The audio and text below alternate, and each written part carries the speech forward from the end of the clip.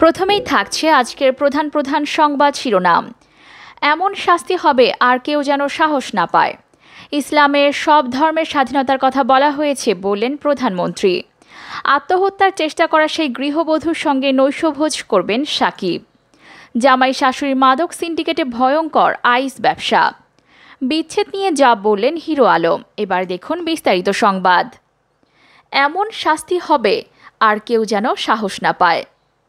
কুমিল্লার সাম্প্রদায়িক সম্প্রীতি নষ্টের অপচেষ্টার ঘটনার কথা উল্লেখ করে প্রধানমন্ত্রী শেখ হাসিনা বলেছেন, অপরাধীদের খুঁজে বের করা হবে এবং এমন শাস্তি দিতে হবে ভবিষ্যতে যেন আর কেউ এই ধরনের ঘটনা ঘটানোর সাহস না পায়।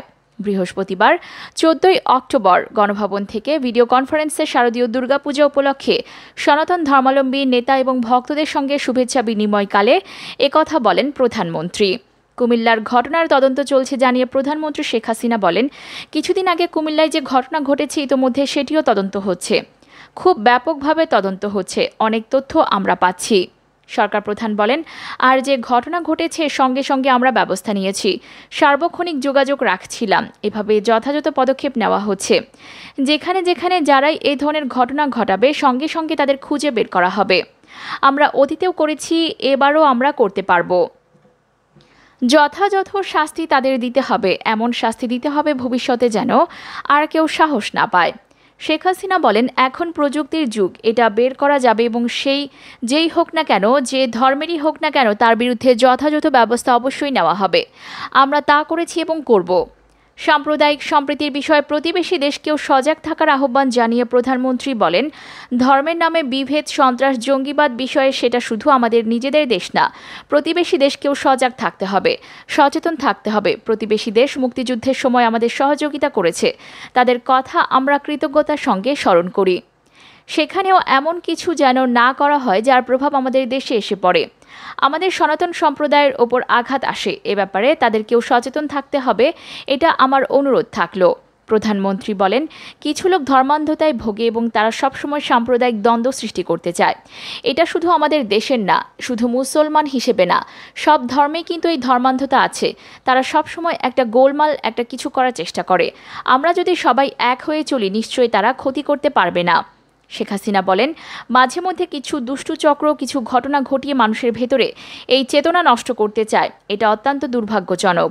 তিনি বলেন, যখন একটা জিনিস সুন্দরভাবে চলছে সেটাকে নষ্ট করা, বাংলাদেশ যখন উন্নয়নের পথে এগিয়ে যাচ্ছে সে সময় এই যাত্রাটাকে ব্যাহত করা আর সেই সঙ্গে সঙ্গে দেশের ভেতরে একটা সমস্যা করা। প্রধানমন্ত্রী বলেন, যারা জনগণের আস্থা অর্জন করতে পারে না, বিশ্বাস অর্জন করতে পারে না, রাজনীতি নেই, কোনো আদর্শ নেই, আসলে তারাই এ ধরনের কাজ করে, এটা তাদের এক ধরনের দুর্বলতা। এদিকে ইসলামের সব ধর্মের স্বাধীনতার কথা বলা হয়েছে বললেন প্রধানমন্ত্রী। প্রধানমন্ত্রী শেখ হাসিনা বলেছেন, ইসলাম ধর্মের সব ধর্মের স্বাধীনতার কথা বলা হয়েছে।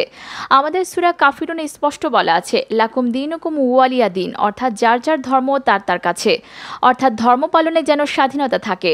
বৃহস্পতিবার রাজধানীর ঢাকেশ্বরী মন্দিরে মহানগর সার্বজনীন পূজা কমিটি আয়োজিত শারদীয় দুর্গাপূজার মহানবমীর অনুষ্ঠানে তিনি একথা জানান। গণভবন থেকে ভার্চুয়ালি অনুষ্ঠানে যুক্ত হন প্রধানমন্ত্রী। তিনি বলেন, আমাদের নবী করিম হযরত মুহাম্মদ সাল্লাল্লাহু আলাইহি ওয়াসাল্লাম সেটাই বিশ্বাস করতেন, সকল ধর্মাবলম্বী মানুষ তাদের নিজ ধর্ম পালন করবেন। কিছু লোক ধর্মান্ধতায় ভোগে, তারা সবসময় একটা সাম্প্রদায়িক দ্বন্দ্বের সৃষ্টি করতে চায়। এটা শুধু আমাদের দেশে মুসলমান হিসেবে না, এটা সব ধর্মের ধর্মান্ধ শ্রেণীটা আছে, তারা সবসময় গোলমাল বা একটা কিছু করতে চেষ্টা করতে থাকে। সেক্ষেত্রে আমরা সকালে এক হয়ে যদি চলি তাহলে তারা এ ক্ষতি করতে পারবে না। যে ঘটনা ঘটেছে সে ঘটনায় আমরা ব্যবস্থা নিচ্ছি, আমরা সার্বক্ষণিক যোগাযোগ রাখছিলাম, এ ব্যাপারে যথাযথ পদক্ষেপ নেওয়া হচ্ছে। যেখানে যেখানে এ ধরনের ঘটনা ঘটবে সেখানেই তাদেরকে খুঁজে বের করা হবে। আমরা অতীতেও করেছি এবং আমরা সেটা করতেও পারবো। যথাযথ শাস্তি দিতে হবে, এমন শাস্তি দিতে হবে যাতে ভবিষ্যতে এমন করতে কেউ সাহস না পায়। এদিকে আত্মহত্যার চেষ্টা করা সেই গৃহবধূর সঙ্গে নৈশভোজ করবেন সাকিব। জামালপুরের মাদারগঞ্জ উপজেলার জামথল ঘাট এলাকায় মানুষ এর আগে কখনো এত কাছ থেকে শুটিং দেখেনি। সে কারণে গ্রামবাসীর আগ্রহটা একটু বেশি। সেখানে আবার যোগ হয়েছে শাকিব খানের মতো একজন তারকা, আর তাই জটলাও বেশি। এদিকে শাকিব খানের গলুই সিনেমার শুটিং দেখতে যাওয়া নিয়ে স্বামীর সঙ্গে কলহের জেরে আত্মহত্যার চেষ্টা করেছেন এক গৃহবধূ। খোঁজ নিয়ে জানা যায়, মাদারগঞ্জ উপজেলার গুনারিতলা ইউনিয়নের বাকুরচর গ্রামের এক গৃহবধূ শাকিব খানের শুটিং দেখতে যাওয়ার জন্য স্বামীর কাছে বায়না ধরেন, কিন্তু স্বামী অসুস্থ থাকায় সেদিন নিয়ে যেতে না পারায় উভয়ের মধ্যে ঝগড়া সৃষ্টি হয়।